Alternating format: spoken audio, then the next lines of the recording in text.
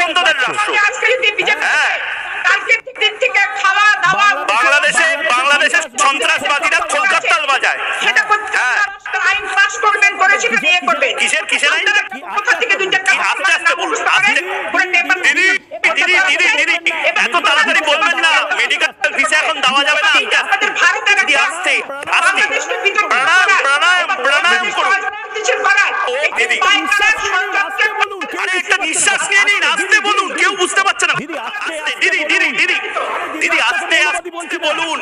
আরে দিদি আপনাকে মৌলবাদী বলছি না, আপনাকে মৌলবাদী বলছি না, আমি বলছি বাংলাদেশটা মৌলবাদী রাষ্ট্রে পরিণত হচ্ছে। ওই দেখুন